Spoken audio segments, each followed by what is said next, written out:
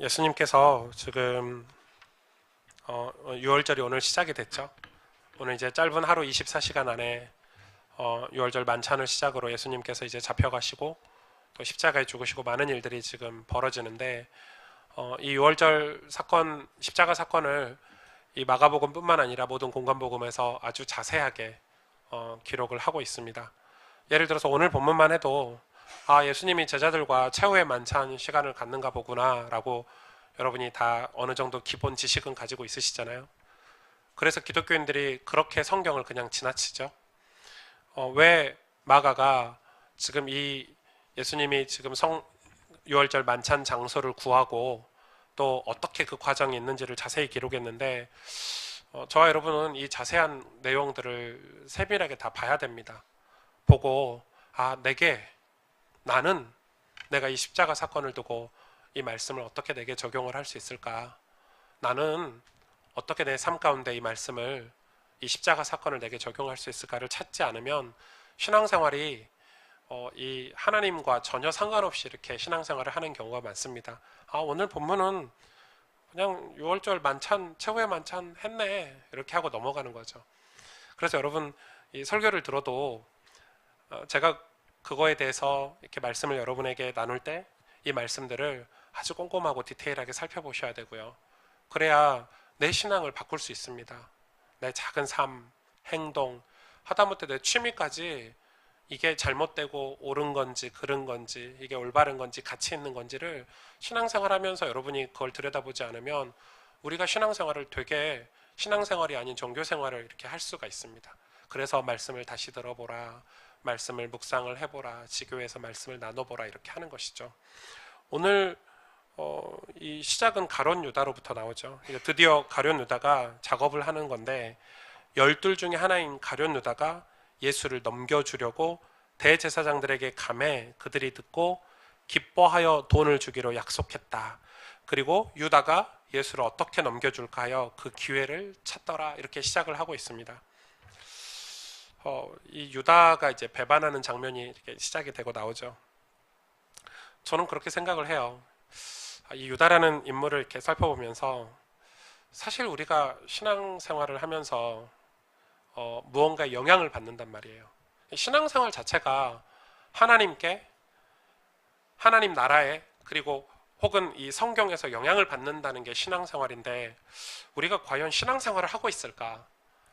이런 저한테는 이 질문들이 끊임없이 이렇게 우리가 진짜 신앙생활을 하고 있을까?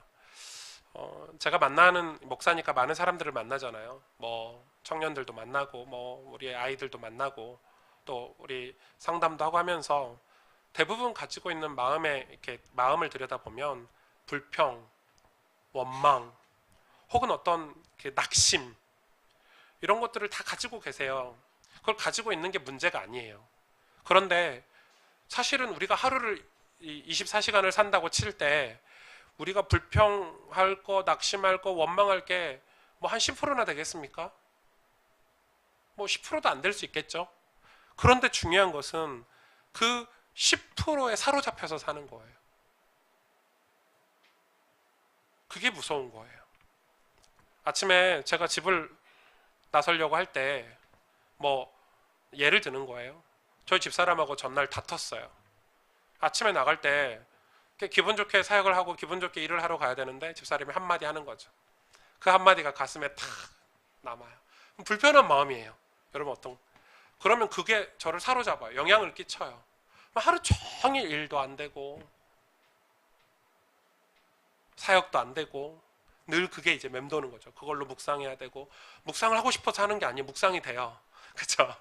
와이프의 말 한마디가 묵상이 된다니까요. 그게 막 신경이 쓰이고 막 마음이 불편하고 그러니까 그건 10%도 안 되고 몇 프로 안 되는 것들 그 불평과 원망과 낙심하는 그 사건들이 우리에게 영향을 주고 있단 말이에요. 그 영향을 받고 있는 거예요. 사람들이. 제가 만나보니까 사람들이 전부 거기에 영향을 받고 있어요. 우리는 하나님의 백성이잖아요. 그래서 하나님으로부터 영향을 받아야 하는데 하나님으로부터 영향받는 일에 집중하지 못하니까 우리의 마음과 삶을 다 그런 것들에게 빼앗겨 버리는 거예요.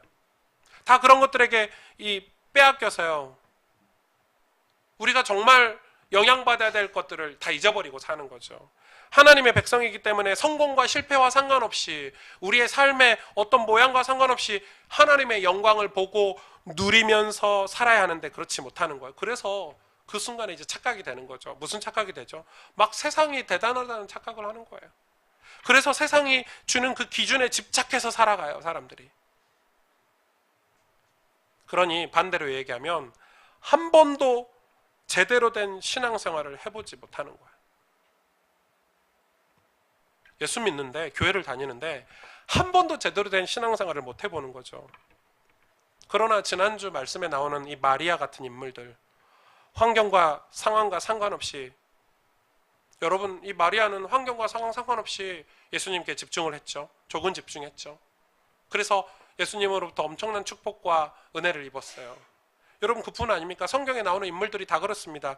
노예로 팔려간 요셉, 노예로 갔어요. 여러분, 노예 아시죠? 모르죠. 여러분, 노예를 모르죠. 저도 모르는데. 노예는 거의 그 당시 노예는 짐승이었죠. 짐승. 돈 주고 매매하는 그런 노예였으니까요. 그럼 노예로 팔려갔으면 요셉은 좀 달랐죠. 왜냐하면 노예로 팔려갔으면 낙심해야 되고 불평해야 되고 원망해야 되는 게 정상이잖아요. 환경은. 근데 요셉은 하나님의 인도하심을 마음에 가지고 있었어요. 내가 노예로 팔려왔네? 하나님의 인도하심이 있을 거야. 여기 하나님의 신실하신 계획이 있을 거야.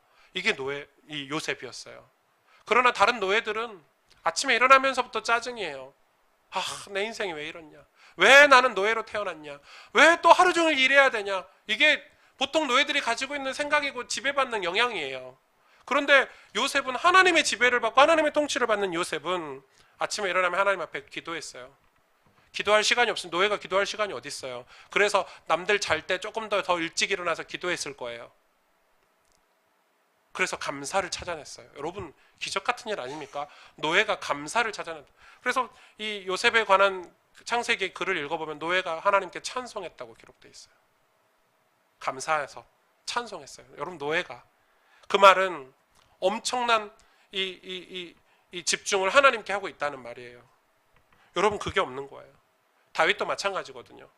다윗이 이 사울왕에게 쫓겨가서 막 처음 광야에 갔을 때, 그하고 이 다윗과 사울왕은 가족이잖아요. 시아버지, 그 장인 어른이니까 아버지 아닙니까? 가족 아닙니까? 그러니까 그 사이에 이간질하는 사람들이 엄청 많았어요. 그래서 다윗에게 찾아왔어요. 너 이제 끝났다. 야, 사울왕이 너 죽이려고 이 군대를 동원해서 너를 쫓아다닌대. 너 이제 끝났다. 그때 다윗이 어떻게 했어요? 새벽에 일어났어요. 왜냐하면 이 새벽은 새벽 기도해라 이 말이 아니에요. 메시지를 자꾸 그렇게 적용해요. 왜 새벽에 일어났냐? 이 도망자로 도망다니니까 기도할 시간이 없는 거예요. 하나님 앞에 집중할 시간이 없는 거예요. 그래서 남들 다 잘 때, 적들이 다 잘 때 가장 안전한 시간, 새벽 시간에 다윗은 그때 일어나서 하나님께 이렇게 내 마음이 확정되었사오니 내가 어렸을 때 받았던 그 은혜, 하나님으로부터 받았던 그 사랑을 내가 사람들의 말에 흔들리지 않겠다, 이렇게 고백한 거죠. 사람들은 그런데 이 하나님의 영광을 보지 못하고 그것을 바라보지 못하고 사니까 계속 노예로 그냥 사는 거예요. 그냥 계속 살아요. 평생 고치지 않고 살아요. 평생 못 고치고 사는 거죠. 그냥 세상에 순응하고 사는 거예요. 노예로 팔려갔으니까 노예로 사는 게 당연하지 않아요 라고 얘기합니다. 우리 가정이 불신자 가정이에요. 우리 집이 불화가 많아요.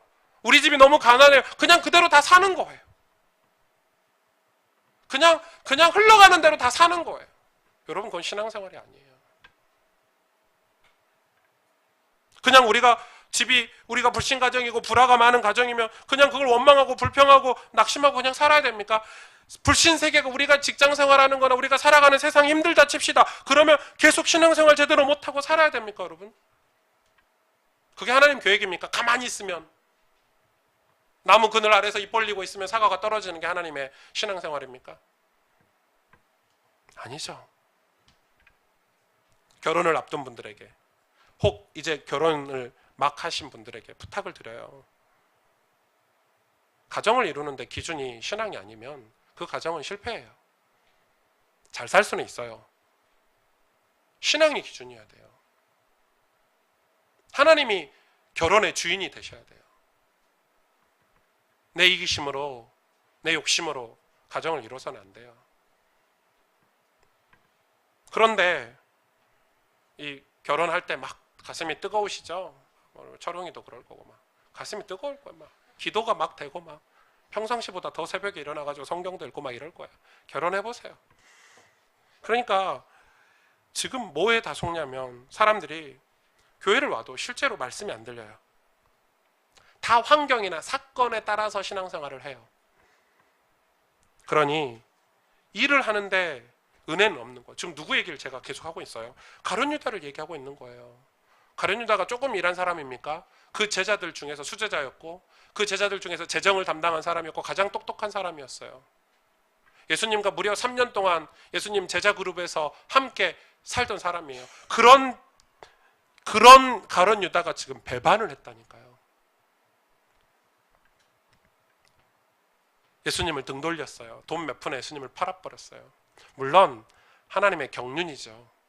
십자가 사건을 이루기 위해서 그 경륜을 통해서 예수님이 잡혀가야 되니까 경륜이지만 오늘 예수님 이야기하시잖아요. 뭐라고 얘기하십니까?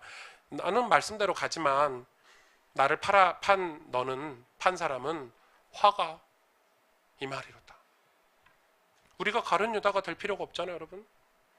신앙생활하면서 가룟 유다처럼 살 필요 없죠. 그는 신앙생활을 3년 동안 하지 않았어요. 예수님을 믿지 않았어요. 지식적인 복음, 지식적인 해답은 가지고 있었는데 삶은 응답받지 못했어요. 왜요? 오직 예수가 아니었어요. 목사님, 오직 예수 하니까 성적이 안 나와요. 목사님, 오직 예수 하니까 매출이 떨어져요. 목사님, 오직 예수 하는데 사람들이 왕따 시켜요. 그런데 하나는 알고 둘은 모르시는 거죠. 여러분, 하나님도 우리를 지켜보시지만 그 불신자들도 그 사람들도 우리를 지켜봐요. 와, 쟤 진짜 예수님 잘 믿네. 뭘로 판단해? 우리 말로 판단합니까? 우리가 막 복음 전하고 막 간증하고 이런 걸로 판단합니까? 아닙니다. 한결같이 하나님을 사랑하는 모습, 한결같이 예배드리는 모습 다 보고 있어요. 그러니 신앙생활을 제대로 하면서 예수님을 믿는다 하세요, 여러분. 우리는 하나님을 두려워해야 되는데 환경이나 상황을 두려워해요. 가룟 유다가 그랬어요. 아, 내가 이 사람 따라가면 죽겠다. 나도 저 사람들에게 잡혀서 감옥 가면 어떡하냐. 그래서 예수님 안 따라가고 예수님을 팔 생각을 했어요. 그런데 여러분, 그게 지금 모습하고 좀 비슷해요. 한국교회가 지난 몇 년 동안, 아니 몇십 년 동안 하나님의 사랑, 축복을 이야기했어요. 강단에서. 맞아요. 하나님 사랑의 하나님이고 축복의 하나님 맞아요. 그런데 하나님을 두려워하는 법을 가르치진 않았어요. 하나님을 두려워하지 않아요. 이 무서워라는 말이 아니에요. 하나님을 경외하고 살아계신 하나님 앞에서 신앙생활하는 걸 가르치지 않았어요. 우리가 말 한마디 하더라도, 우리가 행동 하나 하더라도 하나님 앞에서 해야 되는 건데, 그 두렵고 떨리는 마음으로 살아야 되는데 그걸 가르치지 않았어요. 그렇다 보니까 이 가룟 유다 같은 신자들이 계속 나와요. 돈 몇 푼에 그 별거 아닌 세상 성공에 예수님을 팔 생각을 해요. 자, 오늘 그런 가룟 유다를 뒤로 하고 뭐가 나오죠? 유월절 만찬에 관해서 아주 자세하게 이 성경이 기록하고 있어요. 12절에서 16절에 보니까 무교절의 첫날 곧 유월절 양 잡는 날에 제자들이 예수께 여짜오되 우리가 어디로 가서 선생님께서 유월절 음식을 잡수시게 준비하기를 원하시나이까? 예수께서 제자 중에 둘을 보내시며 이르시되 성내로 들어가라. 그리하면 물 한 동이를 가지고 가는 사람을 만나리니 그를 따라가서 어디든지 그가 들어가는 그 집 주인에게 이르되 선생님의 말씀이 내 제자들과 함께 유월절 음식을 먹을 나의 객실이 어디 있느냐 하시더라 하라. 그리하면 자리를 펴고 준비한 큰 다락방을 보이리니 거기서 우리를 위하여 준비하라 하시니 제자들이 나가 성내로 들어가서 예수께서 하시던 말씀대로 만나 유월절 음식을 준비하니라. 마태복음 26장에 같은 본문이에요. 이르시되 18절에 성한 아무에게 가서 이르되 선생님 말씀이 내 때가 가까이 왔으니 내 제자들과 함께 유월절을 내 집에서 지키겠다 하시더라 하라 하시니. 지금 이 본문이 굉장히 자세히 기록되어 있는데요. 예수님께서 지금 제자들과 유월절 만찬을 하기 위해서 장소를 구하고 계시는 거예요. 이거는 예수님과 제자들만 하는 게 아니라 유월절 첫날 가족들과 어떤 공동체와 이 유월절 만찬을 하는 유대의 문화예요. 이해가 되시죠? 그래서 제자들이 당연히 유월절 만찬을 해야 되니까 유월절 절기를 지키기 위해서 예수님께 물어본 거예요. 우리가 어디 가서 이 만찬을 합니까? 어디 가서 음식을 준비합니까? 이 말은 굉장히 합리적인 말이에요. 왜냐하면 그 당시에 유월절 절기에 이 예루살렘 성전에 평균적으로 몇 명이 모였냐면 10만 명이 모였어요. 지금 생각하니까 10만 명이 별거 아니죠. 그러나 그 당시에 10만 명은 그 좁은 성 안에 10만 명이 모였어요. 여러분 상상을 해보세요. 10,000명, 20,000명만 모여도 그 일대 식당, 숙소 다 난리 나겠잖아요. 10만 명 모였다는 말은 얼마나 성 안이 복작복작하겠어요. 이미 뭐 숙소, 호텔 없었겠지만 뭐 잠잘 수 있는 공간이란 공간은 이미 다 동났을 거예요. 왜냐하면 지금이 6월절 당일이에요. 우리로 말하면 6월절 당일 아침이에요. 그러니까 장소가 없어요. 지금 없으니까 제자들이 걱정돼서 어디 가서 6월절 만찬을 합니까? 했더니 예수님 하시는 말씀이에요. 가라. 두 사람을 보냈어요. 아마 베드로하고 요한이라고 얘기를 해요. 두 사람 가면 물동이 두고 가는 사람이 너를 안내할 거다, 너희들을. 그러면 집주인을 만나게 된다.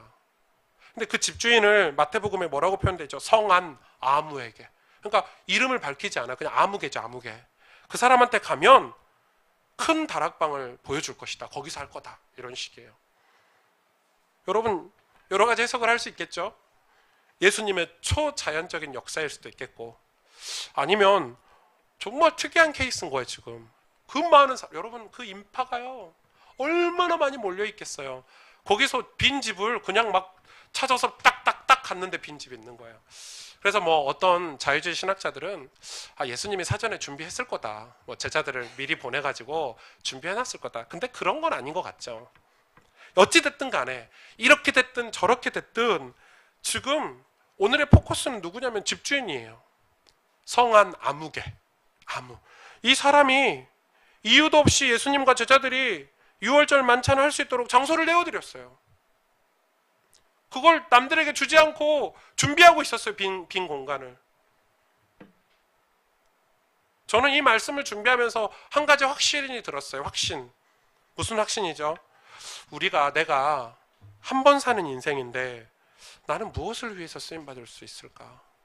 정말 내가 구원을 위해서 십자가 사랑이 성취되는 일에 쓰임받는 거라면 진짜 축복되겠다. 이런 마음이 들었어요. 여러분, 이 집주인은 이름도 기록된 안 된 사람이에요. 근데 사실 성경에 십자가 사건에 이 등장하는 인물들이 다 그래요. 아주 스페셜한 우리가 늘 너무 잘 아는 다윈, 요셉이나 이름이 있지, 하나님 나라에 쓰임받는 많은 사람들이, 구원에 쓰임받는 사람들이 이름이 기록되어 있지 않아요. 그런데 얼마나 귀합니까? 얼마나 복됩니까? 이름도 없는 이 집주인은 항상 준비를 하고 있었던 거예요. 예수님이 언제 오시든지, 어떤 상황이 오시든지, 무엇이든지 내어줄 준비를 항상 하고 있었던 거예요. 왜요? 항상 메시아를 소망하고 산 거죠. 이 사람은 진짜 유월절 절기를 여태 지킨 거예요. 여러분, 예수님을 향한 그 간절한 기다림, 소망이 그 집주인에게도 있었던 거예요. 그래서 제자들이 갑자기 쳐들어와도 상관없어서 당황하지도 않았어요. 아마 들었겠죠. 메시아가 왔다더라. 저 나사렛에 메시아라는 사람이 태어났다더라. 그가 십자가에 달려 죽을 것이다. 그래서 그는 혹시 우리 집이 쓰임받을까? 혹시 부족하고 연약하지만 우리 집이, 우리 공간이 그래서 사실은 준비하고 있었던 거예요. 여러분 생각해 보세요. 하나님이 언제든지 어떻게 사용하시든지 주님, 내가 여기 있습니다 라고 할 수 있었던 사람이죠. 또 한 사람이 나오죠. 13절에서 15절에 예수께서 제자 중에 둘을 보내시며 이르시되 성내로 들어가라. 그리하면 물 한 동이를 가지고 가는 사람을 만나리니 그를 따라가서 어디든지 그가 들어가는 그 집 주인에게 이르되, 이렇게 나오죠. 두 번째 인물이에요. 물 한 동이 들고 가는 사람. 저는 이게 너무 궁금한 거예요. 물 한 동이를 들고 가는 사람을 만나라고 제자 둘한테는, 이 제자들도 가라니까 갔지, 10만 명 중에 물 들고 가는 사람이 얼마나 많았겠어요. 생각해 보세요. 아니, 동이를 들고 가는 사람들이 얼마나 많았겠어요. 근데 이제 그 당시 문화는 이 물을 기르는 이 물을 기르는 게 여자들의 전유물이었어요. 남자들은 물 기르고 이런 걸 안 했어요. 요즘이나 하지. 우리가 옛날에는 여자들이 이렇게 물 길러. 근데 오늘 이 헬라어 원어에 보니까 남자로 돼 있어요. 그러니까 좀 특이한 케이스죠. 그래서 아마 쉽게 발견했을 것 같아요. 그럼에도 불구하고 이 남자 물 한 동이 기르는 사람에 대해서 우리가 지나칠 수가 없었어요. 이 사람이 어떤 삶을 살았을까? 물 한 동이 기르는 거라는 거는 지금 이 대목이잖아요. 명절이에요. 명절에 물을 길러서 돈을 버는, 하루하루 벌어먹고 사는 사람인데, 물을 기르는 건 평범한 사람이잖아요. 저와 여러분처럼 평범한 사람이에요. 물을 기르는 그냥 사람이에요. 그런데 지금은 명절 6월절이니까 이때가 사실은 돈 벌 수 있는 가장 좋은 기회예요. 근데 이 사람이 이 돈 벌 수 있는 기회에 갑자기 예수님의 제자들이 나타나서 우리 보고 집을 안내해라 했을 때 이렇게 말해도 괜찮은 사람이에요. 사실은 내가 지금 얼마나 바쁜 줄 아느냐, 지금 이거 물을 한 번이라도 더 날라야 돈을 벌 수 있는데, 그래서 그냥 가버렸어도 괜찮은 사람이란 말이에요, 상황적으로는. 그런데 그가 물 기르는 거를 스탑하고 예수님의 제자들을 그 집주인에게로 안내를 한 거예요. 아주 작은 헌신이에요. 아주 작은, 아주 별 볼 일 없는, 별거 아닌 헌신을 한 거예요. 사실 그는 굉장히 힘든 상황, 여건 속에 있었어요. 나라는 포로가 됐죠. 희망이 있어야 될 이 종교인들, 지금으로 말하면 목사님 같은 사람들은 다 타락했죠. 종교는 부패했죠. 경제는 어렵죠. 물 한 동이 겨우 길러다 먹고 살 정도의 사람인데, 그는 이 집주인과 마찬가지로 자기의 삶을 성실하게 살았어요. 그러면서 예수님의 제자들이 왔을 때, 예수님이 사람을 보냈을 때 그가, 주님, 내 작은 일이지만, 주님, 내 작은 헌신이지만 하고 그 사람들을 그 만찬의 장소로 안내를 한 거예요. 우리는 그렇게 생각해요. 나는 별거 아니야. 나는 진짜 별거 아니야. 내가 교회에서 뭘 할 수 있겠어? 내가 주님을 위해서 뭘 할 수 있겠어? 내 처지를 봐. 나는 너무 가난하고 나는 별거 없어. 내가 하나님의 영광을 위해서 할 수 있는 일은 없어라고 우리가 다들 살아간단 말이에요. 그렇게 살지 말라고 말씀하시는 거예요. 그렇게 살아서는 안 된다고 이야기하는 거예요. 단 한순간이라도 하나님의 영광을 바라보고 소망하는 일을 잃어버려서는 안 된다는 거예요. 언제, 어느 때 주님이 저와 여러분을 사용하실지 모르니까 우리의 삶을 성실하게, 가난하더라도, 힘들고 어려운, 나라가 힘들고 어려운 상황일지라도 물 한 동이 나르는 일을 성실하게 살아야, 주님이 나를 찾으실 때, 주님이 나를 통해서 당신의 영광을 드러내실 때, 주님, 내가 이 별 볼 일 없는 내 삶이지만 내가 이렇게 성실하게 살아왔습니다. 주님, 나를 사용해 주옵소서 할 수 있는 거 아닙니까?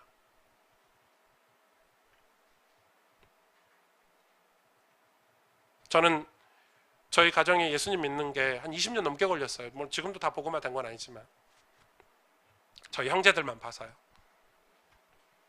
한 번도 20년 동안 단 한 번도, 한순간도 기도를 쉰 적이 없어요. 제 기도 수첩에, 기도 노트에 우리 형제들의 이름을 적고 매일 하나님께 이름들을 아랬어요. 지금은 여러분의 이름을, 우리 가스펠교회 성도들의 이름을 매일 하나님께 아뢰요. 왜요? 언제 우리 가스펠교회 성도들을 통해서 하나님이 일하실지 모르니까 늘 기도해요. 하나님이 포기하지 않으시는데 우리가 포기할 필요가 없잖아요. 이름 없는 이 사람들이 이 초대교회의 중요한 증인들이 됐음을 말할 필요도 없겠죠. 당연한 거죠. 이건 뭐 추측할 필요도 없겠죠. 나중에 성령을 받고 하나님의 중요한 일을 할 사람들이었을 거예요. 그러면서 오늘 만찬으로 들어가죠. 22절부터 26절에 그들이 먹을 때 예수께서 떡을 가지사 축복하시고 떼어 제자들에게 주시며 이르시되 받으라 이것은 내 몸이니라 하시고 또 잔을 가지사 감사기도 하시고 그들에게 주시니 다 이를 마시매 이르시되 이것은 많은 사람을 위하여 흘리는 나의 피 곧 언약의 피니라 진실로 너에게 이르노니 내가 포도나무에서 난 것을 하나님 나라에서 새 것으로 마시는 날까지 다시 마시지 아니하리라 하시니라. 이 두 사람이야말로 마리아를 비롯해서 세 사람이겠죠. 진짜 유월절을 지킨 사람들이죠. 유월절의 의미를 알고 유월절을 통해서 오실 메시아를 소망했던 사람들이에요. 여러분, 유월절은 어디서 유래돼 있죠? 이 이스라엘 백성이 우상을 섬기고 하나님을 잊어버리고 나서 애굽에 종노릇 하게 됐어요. 근데 노예로 갔는데 1년, 2년이 아니었어요. 10년, 20년이 아니고 무려 430년 동안 애굽의 종이 됐어요. 여러분, 430년 종이 되면요, 내가 종인지 모를 상태까지 이르러요. 무슨 말이냐? 내 뼛속까지, 내 모든 체질, 감정까지 다 종이 되는 거예요. 그래서 이게 종인지 아닌지 구분 못하고 사는 거예요. 우리가 일본에 한 50년 지배를 받았습니까? 전 잘 모르겠습니다. 30년 받았습니까? 겨우 몇십 년 지배 받았는데 그게 얼마나 영향을 끼친 줄 아세요? 저희 어머님, 일제시대를 잠깐 살았던 저희 어머님. 와, 저희 어머님 한글 못 읽으시거든요. 근데 일본어 엄청 잘하세요. 야, 스매끼리 들고 와라. 아, 승주야, 아가야, 벤또 써놨다 들고 가라. 다 일본말 아닙니까? 그 말은 지금 2000년대 쓰셨던 말이에요. 평생을 80평생을 살면서 잊어버리지 않을 만큼 그게. 그리고 여러분, 430년을 노예로 살았어요. 영향을 받았겠어요, 안 받았겠어요? 뼛속까지 다. 애굽의 문화, 우상, 뼛속까지 다. 그런데 그게 거기서 출애굽을 해야 되는데, 가나안 땅, 믿음의 땅으로 이스라엘 백성을 이끌어 가야 되는데, 사실은 애굽, 파라오죠. 애굽 왕이, 바로 왕이 파라오 아닙니까? 파라오와 그 애굽 사람들이 문제가 아니었어요. 하나님 편에서 누가 문제였냐? 이스라엘 백성이 문제였어요. 이 사람들이 안 믿고 안 변하고 안 믿는 거예요. 그래서 하나님이 10가지 재앙을 베푸신 거예요. 저는 그렇게 생각해요. 단지 그 파라오 왕에게 재앙을 베푼 게 아니에요. 안 믿는 거예요. 가자. 홍해를 건너서, 광야를 건너서 가나안 땅으로 가자. 아무도 따라 나오지 않았어요. 그래서 하나님이 증거를 보이셨죠. 10가지 재앙. 마지막 재앙이 뭡니까? 장자. 첫 번째를 다 죽이겠다는. 하나님이 내가 첫째를, 짐승이든 사람이든 첫째를 다 죽이겠다. 그래서 죽음의 사신이 이 애굽 땅을 휩쓸 것이다.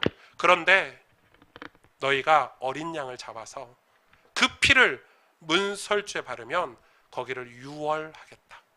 유월이 한문이죠. 영어로 패스오버 아닙니까? 내가 지나치겠다. 그렇게 해서 그 유월을 믿고 피를 바른 사람의 장자들은 다 살았어요. 그 사람들이 나온 거예요. 나왔는데 홍해를 건너서 나왔잖아요. 그래서 하나님이 이스라엘 백성들에게 유월절을 지키라, 절기로 지키라 명령하셨어요. 그 절기로 지키라고 명령하면서 3가지 음식을 이야기하셨어요. 첫째가 뭐냐면 어린 양의 고기를 먹게 하셨어요. 피를 하나님께 제사드리고. 근데 이 어린 양의 고기를 먹는데 그 과정이 복잡해요. 어린 양을 잡아서 제사드리는데 그 피를 뿌려야 되고, 그리고 그 내장에 있는 지방은 따뜻한 물에 데쳐야 되고, 뭔 어떻게 해야 되고, 이거를 아주 복잡하게 디테일하게 하나님이 명령하셨어요. 그 말은 무슨 말입니까? 이 어린 양의 고기를 먹으면서 그 피를 기억하라는 것이고, 또 하나는 어린 양을 잡을 때 그 복잡한 과정을 다 겪으면서 우리의 죄가 해결받는 것이 쉬운 일이 아니다라는 것을 인지하라는 거예요. 여러분, 그때는 죄 지을 때마다 짐승을 잡아야 했어요. 그 복잡한 과정을 다.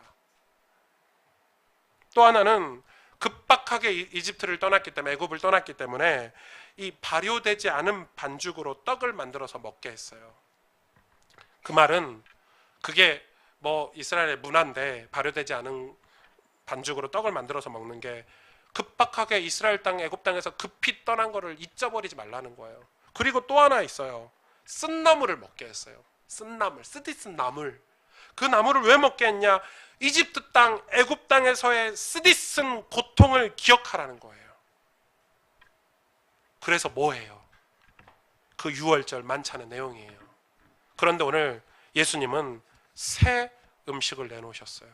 뭐죠? 빵과 포도주를 내놓으신 거예요. 자, 엄청난 의미가 있어요. 빵을 떼서 나눠주면서 뭐라고 얘기하셨죠? 이 빵은 내 몸이다. 먹어라. 포도주를 나눠 마시게 하시면서 이 포도주를 마셔라. 이 포도주는 내 피다. 새로운 만찬, 음식을 이야기하신 거예요. 무슨 말입니까? 구약은 애굽 땅에서 너희를 구원한 하나님을 잊지 말라는 것이고, 지금 이 최후의 만찬, 예수님의 유월절 만찬 때는 예수 그리스도의 그 살과 피, 그걸 먹으면서 기억하라는 거예요. 너희를 구원은 내가 너희를 구원하러 왔다. 십자가의 죽으심과 부활하심, 그 십자가의 사건, 십자가의 사랑이 너희를 구원했다는 걸 잊지 말라는 거예요. 그래서 여러분 이 성만찬을 계속해서 지키라고 명령하셨어요. 그래서 어떤 교단에서는 성만찬을 매주 드리는 교단도 있어요. 우리는 절기에 따라서 지키죠. 의미가 있는 거예요. 여러분 포도주를 마시고 떡을 마시면서 회복하는 거. 아, 내 안에 예수님이 계시는구나. 내가 주님 안에 있구나. 그런데 진짜 중요한 포인트를 놓치면 안 돼요. 오늘 이 빵을 떼고 포도를 떼면서 예수님께서 한 가지 더 하신 게 있어요. 그게 뭐죠? 감사기도를 하셨대요. 감사기도. 우리는 흔히 이걸 축복기도로 해서 성만찬 전에 축복기도를 하는데 그런 개념이 아니에요. 감사기도를 하셨어요. 여러분 지금 그런데 이 상황에 예수님이 감사기도를 드릴 상황입니까? 아니에요. 오늘 조금 있으면 예수님은 잡혀가서 십자가에 죽을 타이밍이에요. 근데 예수님이 죽는 게 인간의 육신을 입고 오셨기 때문에 그 고통을 아셔서 몇 번이고 주님 나 이거 피할 수 있으면 피하고 싶어요. 심지어 감람산에 가셔서 제자들에게, 겟세마네 동산에 가서 제자들에게 기도를 부탁했죠. 야 너희들 나를 좀 위해서 기도해줘. 그래서 제자들 다 잤어요. 예수님 혼자 깨어 계셨죠. 그 죽음이 두려워서. 그리고 또 하나예요. 가룟 유다가 배신을 했어요. 여러분 12제자를 3년간 같이 지냈는데 한 사람이 배신했다는 걸 알면 충격이 되겠어요? 안 되겠어요? 충격이 돼요. 하다못해 우리 윤덕현 전사님이 요 앞에 교회로 전도사로 가기만 해도 충격될 텐데 안 그러겠어요? 같이 팀인데 치사하게 월급 더 준다고 10만 원 더 준다고 앞교회로 갔어요. 그럼 되겠냐고요. 우리 교회 교육자들은 가려면 최소한 해외로 가세요. 뭐 아프리카나 다 보내드릴게요. 아프리카 뭐 이렇게 뭐 만칸마을 뭐 이렇게 네오라니 마을 다 이런 데로. 예수님 얼마나 충격이 크겠어요. 심지어는 그 가룟 유다의 고발로 밖에 지금 만찬하고 있는 그 집 밖에 누가 와 있죠? 군대가 와 있어요. 잡아가려고. 여러분 감사가 나올 상황입니까? 감사기도? 에이, 감사기도를 어떻게 합니까? 우리 상식으로 감사가 돼요? 그런데 예수님이 감사기도를 가르치셨어요. 무슨 말입니까? 저와 여러분이 이 만찬을 통해서, 성만찬을 통해서 우리에게 감사기도를 회복하라는 거예요. 찾으라는 거예요. 감사기도를. 감사기도를 찾지 않으면 감사할 조건, 환경이 세상엔 아무것도 없어요. 그런데 우리는 감사를 찾지 않으려고 해요. 환경 따라, 상황 따라 감사를 하려고 하니까 감사 제목이 살아가면서 없잖아요, 여러분.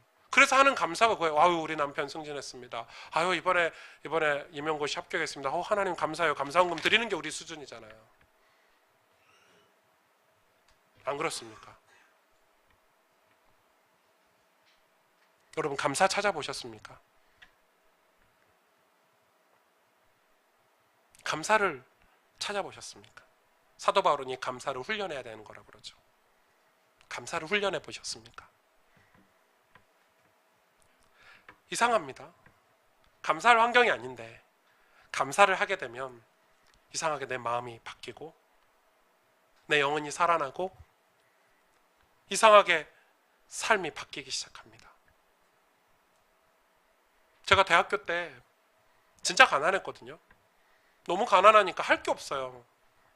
그래서 기도하러 갔어요. 근데 처음에는 불평이 되죠. 하나님 저도 이것도 하고 싶고 저것도 하고 싶고. 그런데 엎드려 기도하는데 하나님이 은혜를 주시는 거예요. 그래서 무슨 감사가 나오냐면요. 하나님, 제가 만약에 돈이 있었으면 지금 이 시간에 하나님 앞에 엎드려 기도하겠습니까? 제가 지금 이 시간에 돈이 있었으면 지금 이 시간에 엎드려서 하나님 말씀을 상고하겠습니까? 진짜 감사합니다. 우리 집에 돈이 많았으면 내가 우리 가족들을 향해서 믿음의 기도를 드렸겠습니까? 저는 지금 보니까 얼마나 감사한지 하나님이 신실하게 인도하신 그 모든 상황에 대해서 감사하지 않을 수가 없어요. 그런데 우리는 감사를 안 찾아요. 그냥 불평해버려요. 그냥 원망해버리는 거죠. 가룟 유다처럼. 그냥 막 환경 따라서 살아가 버리는 거예요. 왜 예수님이 산으로 인도하는지, 왜 예수님이 지금 이 순간에 이 말씀을 우리에게 전달하고 이 비유를 설명하고 있는지 상고하지 않았어요.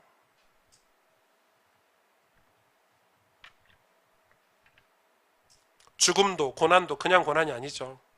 우리가 정말 구원받았다면 그 구원의 감사가 이 성만찬을 통해서 회복이 돼야 돼요. 그리고 여러분 감사를 찾으셔야 돼요. 감사를 찾아서 감사하셔야 돼요.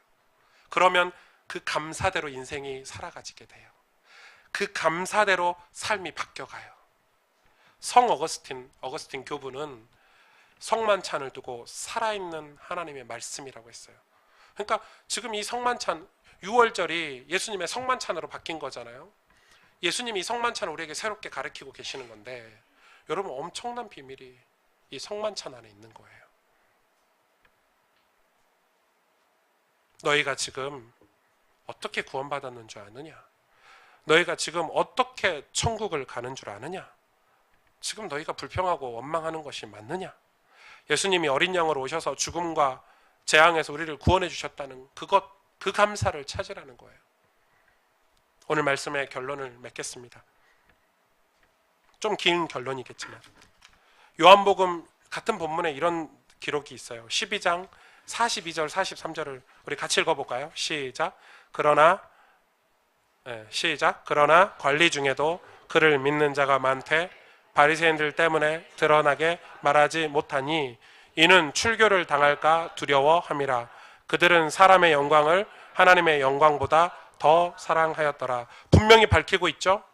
제자들 말고도 마리아나 물 한 동이 들고 가는 사람이나 이름 없는 집주인 말고도 관리들 중에서도 그를 믿는 자가 많았대요. 그런데 왜 끝까지 예수님을 따라가고 예수님께 구원을 받고 축복을 받지 못했냐? 왜 중도에 하차했냐? 바리새인들 때문에 드러나게 말하지 못하여서, 그가 출교당할까 두려워해서. 근데 뒤에 진짜 이유를 기록해 놓으셨죠. 사람의 영광을 하나님의 영광보다 더 사랑했기 때문에. 집주인과 물동이 나르는 사람과 완전 달랐죠. 이유는 출교를 당할까 두려워했어요. 이게 가룟 유다의 고민이에요. 맞아요. 예수님을 진짜로 믿으면 오직 예수하면 학점 못 받을 수 있어요. 우리 대학생들 학점 받으려면 일요일날 공부해야 되죠. 그 고민 시험 기간 때마다 하실 거예요. 아니, 그 고민 하면 다행이게요. 당연히 교회 안 가요. 부자가 못 될 수도 있어요. 내가 직장에서 일하는데 손해볼 수도 있어요. 더 많은 것을 누리지 못할 수도 있어요. 특히 교회에서 직분을 맡아서 일하시는 분들은 일요일날 교회 여행 한번 가보신 분 없을 거예요. 왜? 일요일날 찬양인도 해야 되고 방송해야 되고 반주해야 되고 장로니까 주일 성수 해야 되잖아요. 그래서 일요일날 여행 한번 가본 적이 없어요. 여행 가도 토요일날 갔다 토요일날 와야 돼. 그나마 그것도 우리 교회니까 가능해. 다른 교회는 토요일날도 뭐 많아. 그러니까 여러분, 그래서 뭐 그걸 억울합니까 여러분? 일요일에 뭐 못하는 게 그렇게 억울하세요? 예배드리는 시간에 우리 자체가 다 억울하잖아요. 일요일 아침에 제일 재밌는 TV 방송 다 하고 등산도 갈 수 있고 바람도 쐬러 갈 수, 우린 주일날 교회 와갖고 하루 종일 있어야 돼요. 이 답답한 곳에. 그게 억울하십니까? 그런데 진짜 하나는 알고 둘은 모르는 거예요. 신앙생활 제대로 하는 사람이라면 우리가 생각하는 그 모든 불리한 조건을 다 뛰어넘어야 돼요. 바꿔야 돼. 우리가 생각하는 거를. 제가 몇 년 전에 어떤 세미나에 갔어요. 목회자 세미나에. 갔더니 특강 간증 시간인데 이영표 집사님이죠. 반갑죠. 저는 뭐 친분은 없지만. 그리고 그분이 나와서 간증하는 시간을 제가 다른 목사님들 세미나 시간인데 그분이 제가 간증 주제가 뭐냐면 노력이에요. 노력. 그 사람이 얼마나 많이 노력했는가에 대해서 그렇게 막 간증. 이야, 진짜 노력 많이 했더만요. 와, 축구를 이런 거예요. 자기는 축구를 즐기고 싶은데 그 즐길 때까지 노력하고, 공이 뭐 이렇게 축구장 위에서 이렇게 공이 떨어져서 왔을 때 상대편과 내 편 사이에 딱 떨어졌을 때 그 공을 내 거로 만들기 위해서 노력하고, 뭐 이런 노력에 관한 이야기를 쭉 할게요. 얼마나 노력했는지. 근데 잘 안 풀린다는 거. 대학교 갈 때까지 국가대표를 한 번도 뽑힌 적이 없대요. 자기 후배들도 뽑히고 낙심이 될 만한데 한결같이 그 노력을 쉬지 않았다, 뭐 이런 게 이제 스토리예요. 근데 이제 뒤에 진짜 간증을 하는 거예요.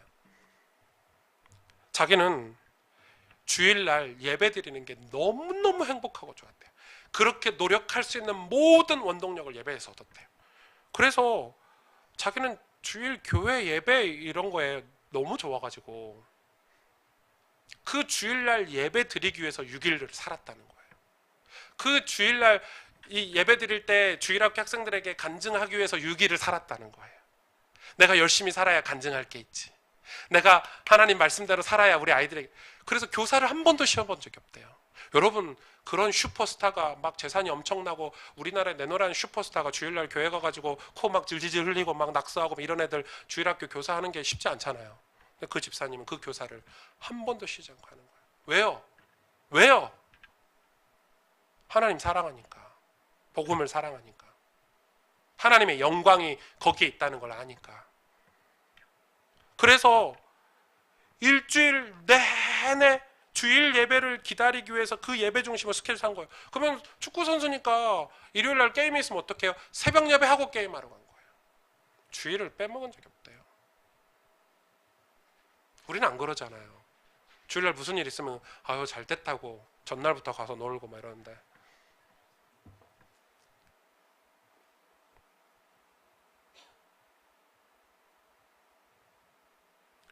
이 물 한 동이 가져가는 사람 집주인 마리아는 다 유월절을 진짜 지킨 사람들이에요. 그런데 오늘 이 제자들에게 예수님께서 이 만찬에 대해서 다시 얘기해요. 우리는 최후의 만찬, 마지막 만찬이라고 하잖아요. 그렇지 않아요. 요한복음 12장 46절에서 47절에 나는 빛으로 세상에 왔나니 무릇 나를 믿는 자로 어둠에 거하지 않게 하려 함이로라. 사람이 내 말을 듣고 지키지 아니할지라도 내가 그를 심판하지 아니하노라. 내가 온 것은 세상을 심판하려 함이 아니요 세상을 구원하려 함이로다. 진짜 중요한 말 했죠. 예수님이 사람이 내 말을 듣고 지키지 아니할지라도 심판하지 않겠다. 어떤 사람이요? 내 안에 거하는 사람, 내 비단에 거하는 사람, 나와 함께 있는 사람을 내 말을 듣고 지키지 못할지언정, 우리가 말씀 듣고 순종하지 못하는 사람일지라도 심판하지 않겠다라고 말씀하고 계세요. 무슨 말입니까? 지금 하나님께서 출애굽한 이스라엘 백성에게 유월절을 지키라고 하듯이 이제는 예수님께서 성만찬을 지키라고 하셨는데 이게 무엇입니까? 내 안에 거하라는 거죠. 내가 네 안에, 네가 내 안에. 말씀을 실제로 먹고 은혜를 실제로 먹어서 예수님을 내 삶 속에 실제로 동행하고 예수님을 모시고 그 안에 살라는 것입니다. 그거가 잊어버리지 말라는 것입니다. 그것이 오늘 우리가 살아야 되는 삶의 이유인 것입니다.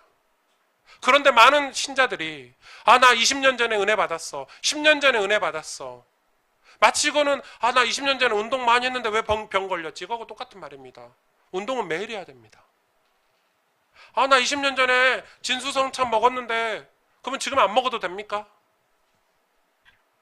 신앙은 매일 새 은혜를 받는 건데, 그래서 그 만찬이 예수님과 함께 했던 그 피를 마시고 그 떡을 몸을 먹고 감사기도를 드렸던 그 만찬이 오늘 우리의 매일 만찬이 되어야 된다는 것입니다. 그런데 그걸 다 빼앗기고 있습니다. 성경 한 장도 못 읽는 그리스도인이 지금 우리나라 교회 그리스도인의 현실입니다. 멀리 다른 교단 멀리 갈 필요도 없습니다. 우리 교단의 아이들만 만나서 물어보면 100이면 100, 1000이면 1000 다 하루에 한 장 성경도 안 읽습니다. 지식적으로 예수는 그리스도, 왜 모릅니까? 뭐 가끔 뭐 전도는 하는지 모르겠지만 지식이 내 안에 들어와서 내 삶을 변화시키는 일이 벌어지지 않고 있습니다. 제가 그래서 그때 청년들에게 부탁했지 않습니까? 진짜 간곡히 부탁했습니다. 제가 부탁했더니 막 1년에 1독 해야 돼 말아가지고 또 부담, 저는 또 마음이 약해요. 그렇게 한다 하면은 또 하라고 해야 밀어줘야 될 텐데 1년에 1독은 안 해도 되고 한 2년에 1독 하면 되지 뭐 이런 제 마음은 또 그래요. 여러분 또 바쁘고 힘든데 괜히 나 때문에 목사님 때문에 하루에 성경 읽어야 되고 막 이럴까봐. 그런데 생각해 보세요. 지금 청년들이 성경을 하루에 한 장 안 읽으면, 아니 장로 권사님 됐는데 성경을 한 번도 안 읽어본 사람이 장로가 되고 권사가 돼요. 심지어 목사도 성경을 한 번도 안 읽어봤어. 성경 일독을 안 해본 목사도 있다니까요, 여러분. 다 요약본만 보고 시험만 치고. 그러니 교회 일을 하는데 성경하고 아무런 상관없는 이야기를 하고 믿음과 상관없고 하나님의 계획과 상관없고 세상의 가치관을 가지고 교회에서 일하고 교회에서 사역하니까 우리 인생이 그렇게 가는 거예요. 가룟 유다처럼. 나중엔 배반하는 거죠. 배반해야지가 배반입니까? 하나님 마음을 아프게 하는 게 배반이지. 사단에게 이용당하는 게 배반이지. 여러분, 천국도 실제이고 성령도 실제예요. 그러나 우린 그걸 보지 못해요. 그러니 어떻게 삽니까? 가룟 유다는 구경꾼이었습니다. 가룟 유다는 3년을 예수님을 따라다녔지만 늘 구경꾼이었습니다. 예수님을 먹고 마시는 체험을 하지 않았습니다. 심지어 성만찬에 참여했음에도 불구하고 구경꾼이었어요. 그는 방관자였습니다. 예수님과 함께 살았지만 예수님을 진짜 만나지 못했습니다. 그분이 누구인지를 체험하지 못했습니다. 이 방관자는, 구경꾼은 연합할 수가 없습니다. 십자가 사건, 십자가 사랑의 이야기를 매번 듣다 보면 믿음에 대해서 동경도 하지만 그런데 평생 구경꾼으로 살아갑니다. 잠언에는 그런 사람들에 대해서 이렇게 표현하고 있습니다. 피리를 불어도 춤을 추지 않고 슬픈 얘기를 해도 눈물을 흘리지 않는 사람들. 방관자, 구경꾼. 왜 구경꾼입니까? 왜 구경꾼입니까? 지식은 있지만 지식이 우리 안에 들어와서 우리를 온전히 변화시키지 않는 삶, 성령 체험이 없는 삶, 구경꾼이죠. 이 구경꾼은 첫 번째는 자기 스스로 은혜가 필요한 사람이라고 인식하지 않습니다. 나는 똑똑해. 나는 계획을 다 세워놨어. 가룟 유다. 나는 다 계획을 세워놨어. 이렇게 얘기합니다. 또 하나는 뭐죠? 육신적인 것만 추구합니다. 그렇다 보면 뭐 사람관계가 더 중요하고 재물 모으는 게 더 중요하고, 마지막 한 가지는 영적인 게으름에 빠졌기 때문에 그렇습니다. 여러분, 여기서 말하는 게으름은 아침에 늦게 일어나고 밥도 안 해먹고 꼬질꼬질하게 다니는 게으름을 이야기하지 않습니다. 영적인 게으름은 정말 중요한 것을 하지 않는 것을 말합니다. 중요하지 않는 것 때문에 분주하게 살면서 중요한 것을 못하는 그것을 영적인 게으름이라고 합니다. 가룟 유다 보십시오.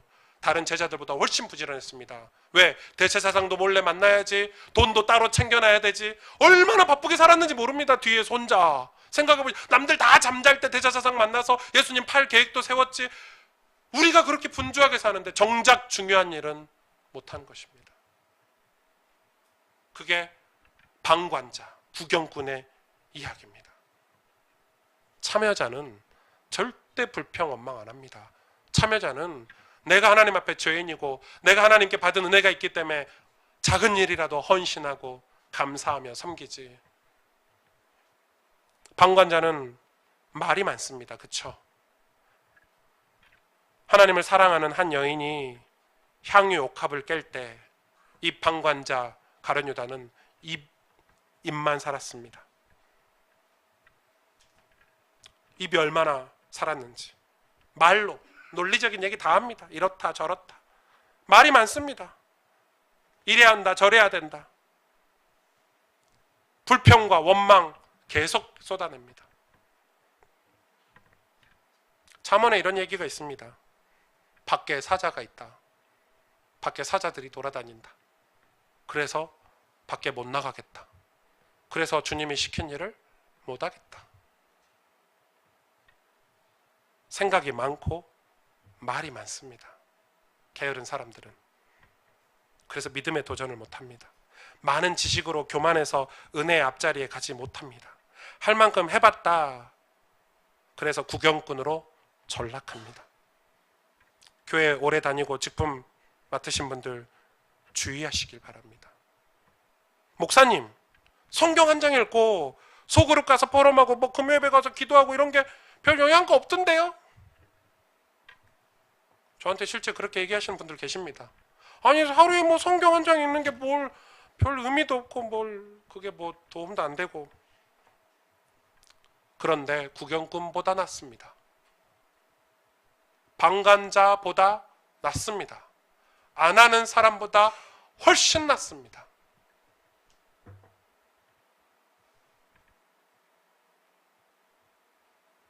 이름도 없는 집주인이나 물 한 덩이를 나르는 사람, 얼마나 말씀을 곱씹어서 살았을까요? 주님이 언제 오실지 얼마나 고대하고 살았을까요?